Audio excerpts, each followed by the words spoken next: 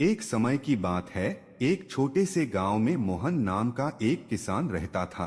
मोहन के पास बहुत कम जमीन थी और वह अक्सर सोचता था कि कैसे अपनी किस्मत बदल सके।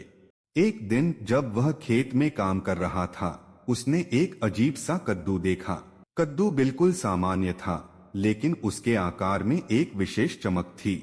मोहन ने सोचा कि यह कद्दू जरूर कोई खास बात है, तो उसने उसे अपने घर ले आया। जब मोहन ने उस कद्दू को काटा, तो अंदर से एक जादुई धुआं निकला और एक भव्य परी प्रकट हुई।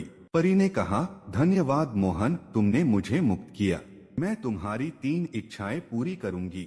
मोहन ने पहली इच्छा में कहा, मेरे खेत में ढेर सारे फल और सब्जियां उगे ताकि मुझे कभी भी खाने की कमी न हो। परी ने अपनी जादुई छड़ी से खेत को छुआ और अगले ही दिन खेत पर हर रंग की फसल उग आई।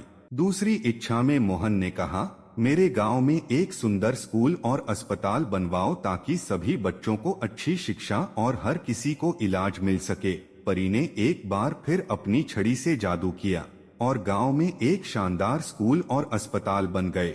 तीसरी और आखिरी इच्छा में मोहन ने कहा, मुझे और मेरे गांव वासियों को एक ऐसा अमृत मिल जाए जिससे हम सभी हमेशा स्वस्थ और खुशहाल रहें। परी ने मुस्कुराते हुए कहा, यह एक कठिन इच्छा है, लेकिन मैं तुम्हें एक जादुई झरना दे सकती हूँ।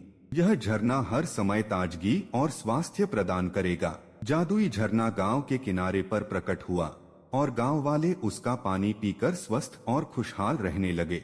मोहन और उसके गांव वासियों की जिंदगी बदल गई। वे अब समृद्ध और खुशहाल थे। लेकिन परी ने मोहन को एक अंतिम सलाह दी, सच्ची खुशी और समृद्धि केवल अपनी इच्छाओं से नहीं, बल्कि एक दूसरे की मदद और प्यार से मिलती है। इस तरह मोहन ने न केवल अपनी किस्मत बदली बल्कि अपने गांव की किस्मत भी बदल दी। उसकी कहानी ने सबको सिखाया कि जादू असल में लोगों की भलाई और एकता में है।